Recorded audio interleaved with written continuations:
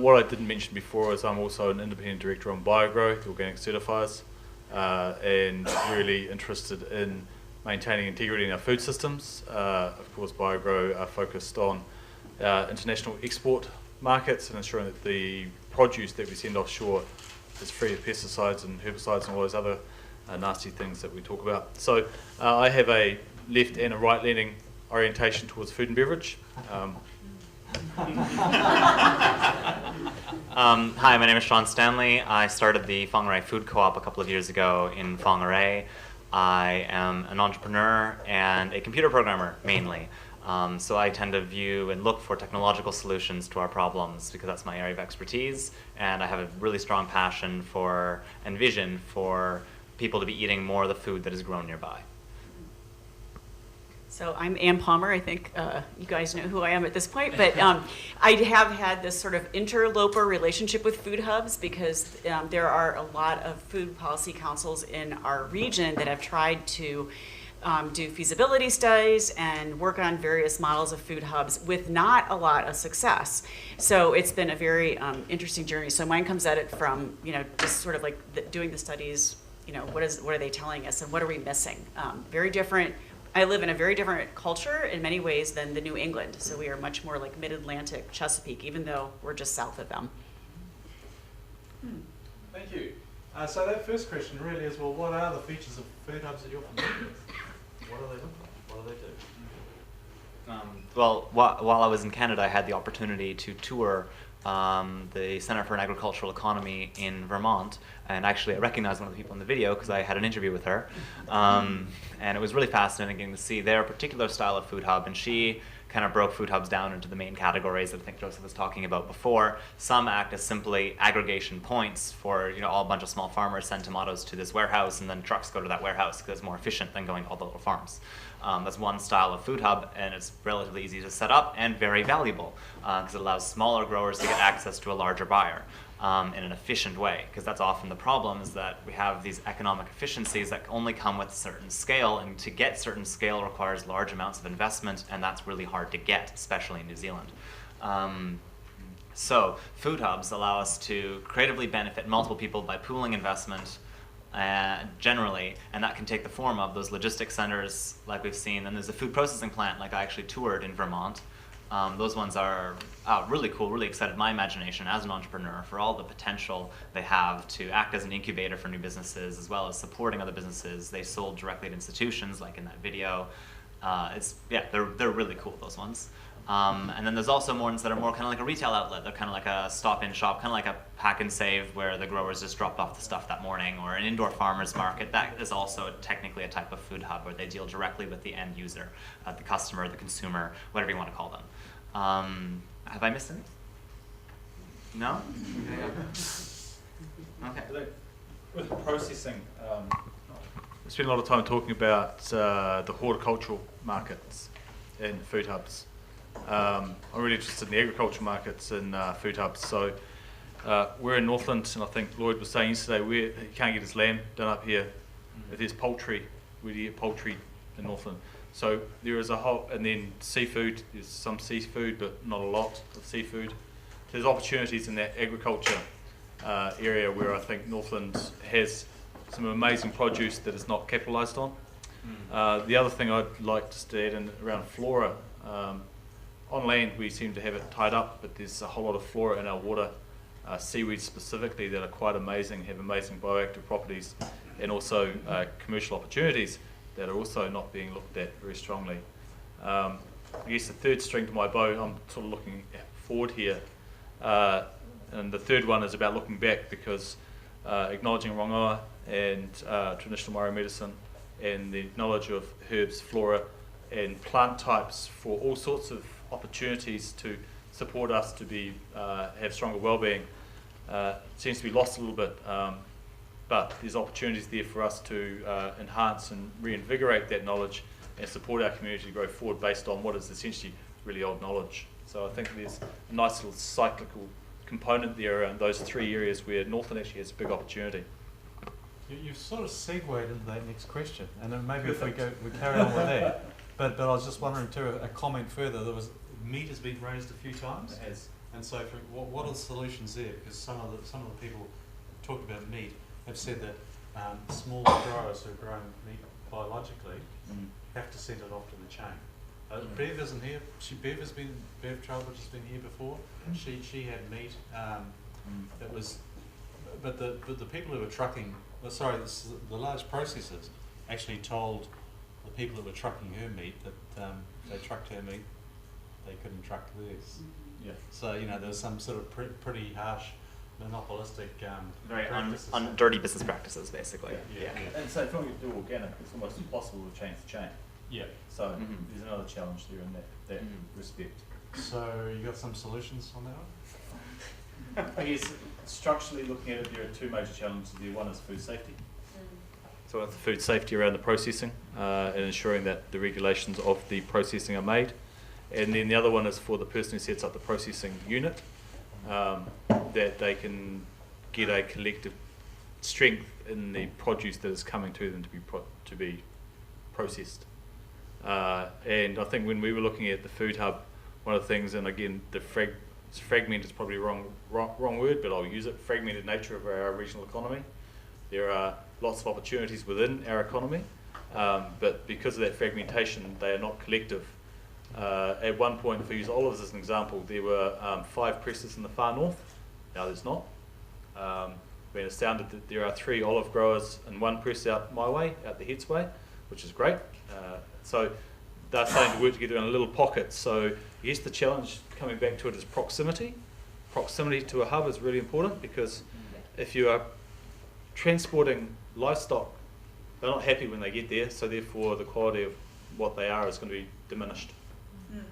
A vegetable, well, I'm not going to quite go there on what a vegetable thinks when it gets processed, but the livestock definitely is impacted by its proximity to processing. So there's thought of food processing in Kaikoui as a hub for Northland. It was historically. Is there an opportunity there to service all of Northland out of Kaikoui or Kerikeri, Paihia, the mid-north? Maybe. What does Kaikoui think about that? So one of the things I think of when I just look at features of food hubs too, and the way we talk about it sometimes in the States, is that Ken was bringing up this, are we just kind of recreating the system, or is it like a parallel system? And I think product differentiation is so important. And in the States, people talk about value chains. What are the values that you want to see embedded in the products that are coming out of a food hub? And those become very much part of the food story and the culture and the history. And I think there are a lot of opportunities to tell that story. And that one of the funny things, it's really interesting to me. We've done a lot of focus groups on local and regional food systems in the Northeast. So that would include the New England area and then all the way down into West Virginia. And every consumer understands the local connection. It doesn't matter their educational level. It doesn't matter, their income level. And we have seen that time and again, that they can make this connection, that if you're spending money in your local economy, there is a benefit to that. And I think that's something to really build on, because sometimes I think we discount, people don't understand, and actually they do understand. They see, they've experienced that in different ways, with businesses in their own communities. So I feel like that's another place to start to differentiate. What type of products do you want to have flow through these food hubs, your food hub? What do those look like, and what's the story behind them, and how do you tell that story to the consumer? So I feel like that's a piece of it that can be really important. I guess something that I was reflecting on before, and we've heard a lot about scale, and food hubs need scale to survive. From the models I've seen internationally, not many of them, if any of them, make any money. They're all reliant on public money to keep themselves going. So there's a challenge there around how their sophistication, their business model obviously needs to be addressed in some way to ensure that they can be self-sustainable. And that worries me in a bit, because if you start thinking about scale, well, maybe it doesn't worry me. Start thinking about scale, at what point does that scale become industrialization?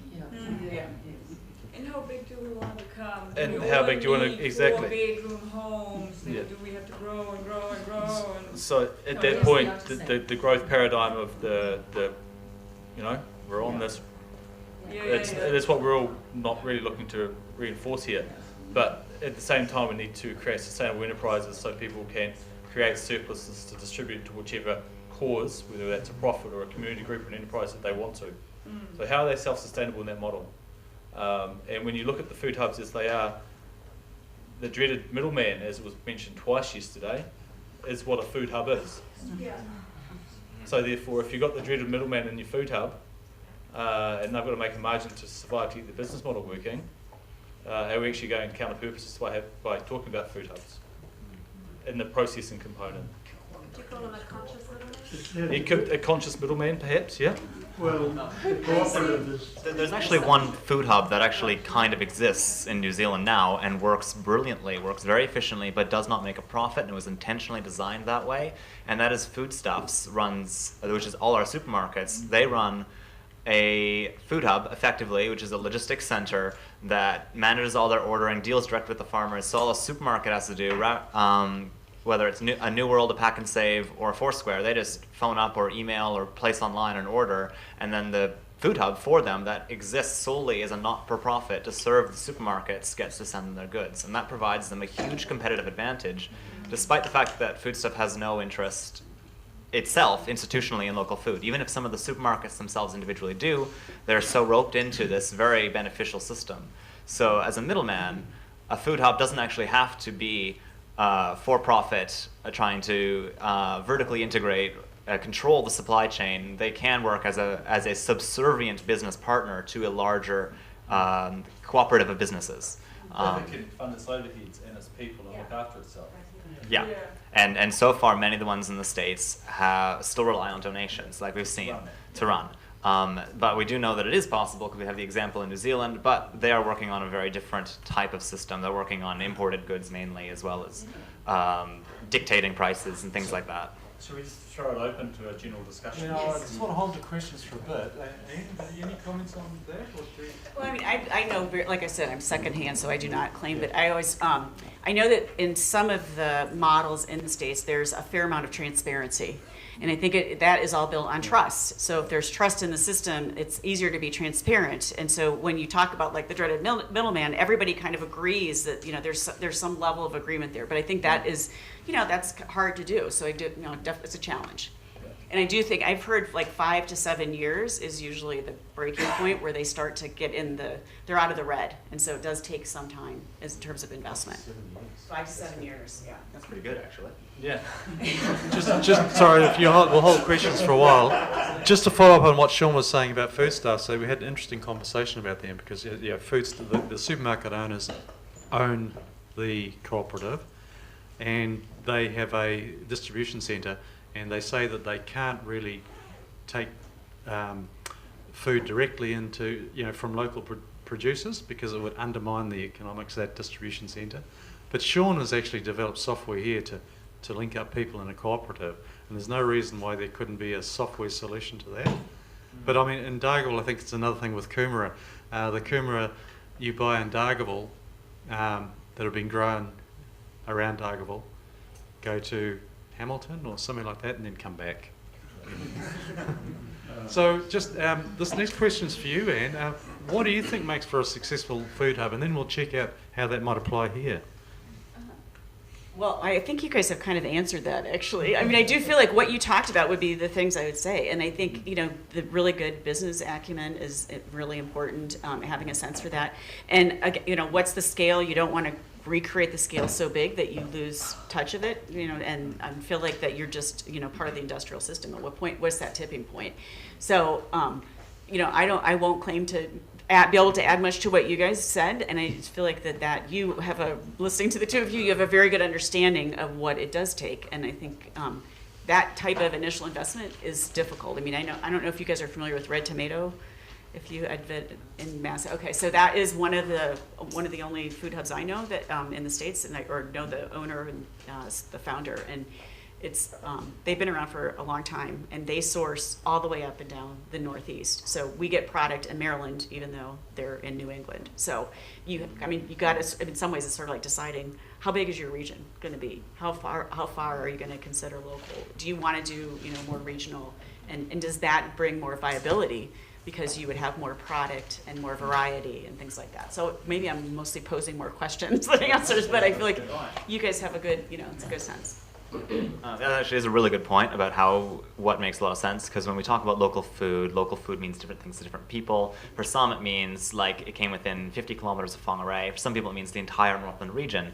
But there's some people who don't want to source from Kaitaia, or Kaikoai doesn't want to source from Whangarei. They want to prioritize, really, like on a Google Maps thing, if you just draw a radius, they want as close as possible, prioritizing as close as possible. And there's environmental and economic sense to that. But at the same time, our population density in Northland, I think, is probably a big hindrance that you don't have in the States. It'd be good if we could just import some more people, and then we'd have more people who need to eat, and then we'd have more people to grow. We have more people problems.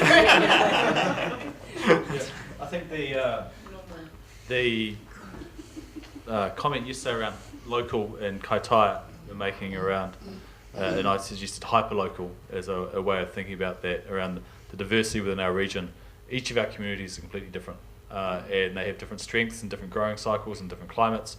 So the proximity to each community is really, really important. And I think we've mentioned today the role of maraes around Northland, in the way that they actually have been the food hub for a community for centuries.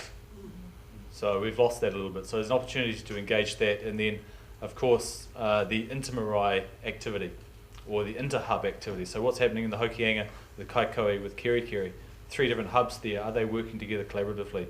Is there an opportunity, if we think about that multi-market or multi-discipline, around communication, around opportunity between all of the hubs, or these smaller hubs? I think would be a really interesting way of building out diversity in our system, so that we know we've got a better awareness of what's going on across the region.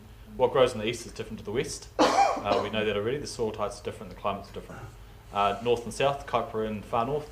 You go north of Awanui and it's a different growing cycle completely again. So recognising and celebrating that diversity of produce at a fresh level, and being proud of that might engage a few young people who want to engage in that, because they can see the opportunity, and then see the opportunities across a number of different either flora or fauna types. So I've put my hand up at what I'm really interested in from a personal level. And then how do you get that connectivity, maybe in a software system or platform, across the whole lot, so you can see what's going on. This gentleman over here is talking about how hard he's had to work for the last 10 months to build a supply network. Surely we can all help him, and then if we know, well, we don't want to steal your supply network, but if we can support you and your activity of your hub, and you buy more independent produce or different kinds of produce, well, then it'll support your business, will be growing local. There's a lot of good spillover from that. I think what I'm getting at there is, I've written down here, a 21st century approach to a 19th century problem. So how do we approach what, in the 21st century, we've got all sorts of opportunity here, to what is something that in the 19th century they had it sorted? So that leads to another supplementary question, actually, for Sean. So how can software maybe make that playing field a little more level? How can software make that playing field a little more level? For example, aggregation.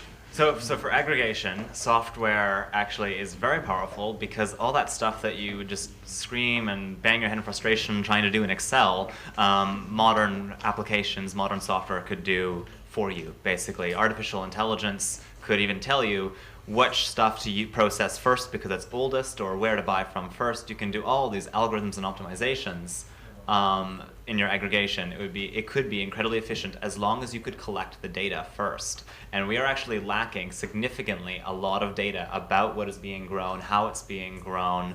Imagine if we had all that data on those different places we were growing, And we then could tell what farmers planted the seeds, at what seed spacing, what seed density for their grass, how many animals were they raising, how much were they performing, and then we could put that into a computer, and it could say, hey, you should stop buying this brand of grass. It's not working in your area because your neighbor got better results. It's imbalanced. So those who don't like Wi-Fi networks and those who are still on the land are not alienated by the fact that there's a whole lot of data being aggregated around what's going on their land. That's right. That's right. So I think there's the cost in digitizing our farming is dropping rapidly, and the more data we can gather, the easier it'll actually be to just feed all these numbers into a computer and get the optimal results. And that will provide a huge advantage in the playing field of both aggregation, distribution, and production. And then everybody who's involved in the food system will be saving money, making money, feeding more people for less. So I am really excited about the future of agriculture, especially when it's combined with more technology. Well, I just heard Dunedin has done it. I just went to a meeting the other day, and we heard from a economic development agency in Otago, and they have done a lot of this work for their region, and they had this complex mapping software, and they were showing, you know, how many people in the region, what percentage would we need to feed our region, you know, what are we growing here, how much can come from here, how much goes out, and they've done all this mapping, and they said the software was available to use. So, That sounds really cool. I'd like to check it out. Yeah. I'm going to talk to you later about that so I can get the details and check it out. Well, look, we'll get to questions very soon. I've just got one. This last question has almost been asked. Is geographically, where does it make sense to place food hubs in Northland? Whangarei? Who votes for that? No. Well, basically any population center that happens to be near growers is a good location. And yeah, that's kind of, so basically that counts Wellsford, Kaitaia, Kaikoai, Whangarei. There's advantages to each of those locations. Kerry as well, because they've got big growing center. Yeah. It's really hard to have one size fits all in that answer. And each processing plant, for lack of a better term, so look at the fresh, the processing, the retail. Again, it's this processing bit that all the focus seems to be in, which is the flow of what is grown to someone who's going to consume it. So in that, if I'm looking at Kerry, I know there's a massive citrus and avocados. Kiwi fruit. Yeah. So, Wine. and then you got the wine, but then I'd say the guys in Mangawhai would argue on that, and then olive oil in the far north, and then the heads and other parts, and then kumara out that side. You start looking at the diversity of our horticulture. It's quite amazing. Before you start adding in, as I say, what's in the water, which is as tasty and unmapped as well. So it's really difficult to one size fits all a processing plant. And I think that's the problem that the region has had in the past, is that it has tried to do a one size fits all for everybody, and there's always been bits where it hasn't fit, so people have gone, doesn't fit. The other thing I think that's a really important component in here, and we've talked about it quite a lot today, is where are the people, and therefore where are the people going to use a processing plant? Who's going to actually be there and do the work? We're not going to have an AI-driven computer processed robot managed processing plant. So it goes against the ethos. Well, in 10 years, that technology is going to be as cheap as a computer. So, and you look at the advance in the technology and innovation across New Zealand in ag tech and the work that's going on, that technology is already out there, either in America or New Zealand. So I'm being a bit glib here, but it actually exists. And for the average age of 67 for an orchardist, well, then we'll just have a whole lot of robots doing their work out there and managing the plants. There's already robots that can harvest grapes perfectly, and they have a light that they can put up to the grape and tell if it's ripe or not. Yeah. Do we want that? Yeah, that's the question. Do you want that? And then it was funny, we were having a conversation, what happens when the power goes out? I've just been told there's a few people got to go. I think there's flights. So is that including you, Barbara? Yeah, and Jeff. So it's just like to acknowledge their input again. Oh, yeah. So thank you very much.